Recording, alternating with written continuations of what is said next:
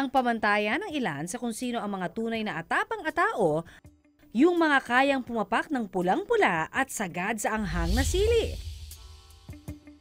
Hindi nga raw kumpletong ilang mga ulam tulad ng labong, dinuguan at sinigang kung wala nito. Sa farm na ito, sa bayan ng San Jose sa Batangas, bukod sa honey na pangunahin nilang produkto, hitik din ang 1 hektara nilang taniman ng iba't ibang klase ng sili. Meron sila ritong siling labuyo, siling panigang, at Thai chili o kung tawagin nila ay siling tingala.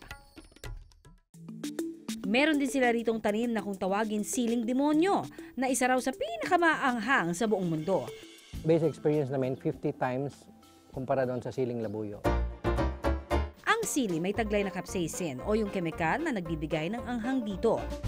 Ang capsaicin, matatagpuan sa mga buto at sa kulay puting parte kung saan nakakapit ang mga buto. Mas maraming capsaicin equals mas maanghang na sili. Yung dinidiligan namin, hindi namin sinasama yung dahon. Base experience namin kasi yung noon, kasi 3 years na ako dito, yung diniligan namin, nag-ano yung dahon niya, parang kumulubot. So dapat doon lang talaga sa puno niya. Ang sili kapag kinain o inihalo sa ulam, nakatutulong mapababa ang blood cholesterol. Mainam din ito para makapagpalambot ng sipon at daluyan ng hininga. At nakatutulong din mapalakas ang ating immunity o resistensya laban sa sakit. There are some cases, hindi lahat, hindi siya masyadong backed up by research, pero may konting ebidensya na nakakatulong siya dun sa palaging naiimpatso at nandidigay. Pero ang sili sa farm, hindi lang daw inihahalo sa ulam. Ginagamit din daw nila sa paggawa ng chili massage oil. Pampaginhawa daw sa mga bugbog na kalamnan. Si Edeli, mahigit 1 dekada nang gumagawa ng chili massage oil na ibinibenta niya online. Si daddy ko kasi, lamigin yung paa niya. So, nag-search ako online kung ano ba yung mga magaganda na pang anti-inflammatory, pangtanggal ng mga joint pains, at ang nakita ko, sili.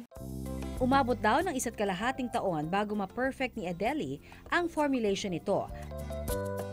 Ang kanyang chili massage oil nakatutulong daw sa pagpawi ng kirot dulot ng arthritis o rayuma, na madalas indahin ng 46 anyos na si Raquel. Pag malamig, masakit, makirot. May time talagang hindi ako makatulog. Tapos halos pagka nakaupo ko, hirap akong tumayo. Dahil takot daw siyang uminom ng mga pain reliever, sa araw na ito, ituturo ni Edeli kay Raquel ang paggawa ng chili massage oil na pwede rin gawin kahit sa bahay lang. Sa paggawa ng chili massage oil, kakailanganin ng virgin coconut oil at air-dried chili o yung pinatuyo sa hangin sa loob ng 1 hanggang 2 araw. Mga 250 ml na oil, kailangan mo ng mga 20 na sili. Una munang hiwain ang pinatuyong sili.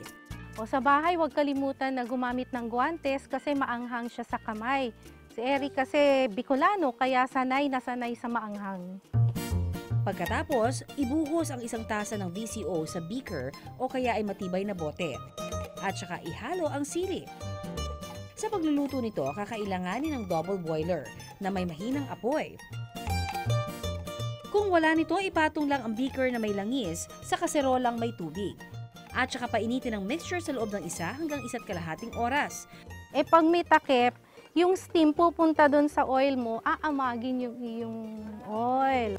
Kapag pumulo na ang langis, salain ang langis gamit ang coffee filter. Pwede nang ilagay sa botelya.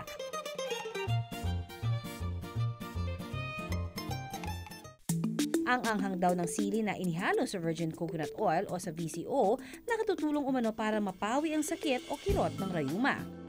Nakakaramdam ako ng ginhawa, nararamdaman ko nalilesen yung kirot, may anghang ng konti.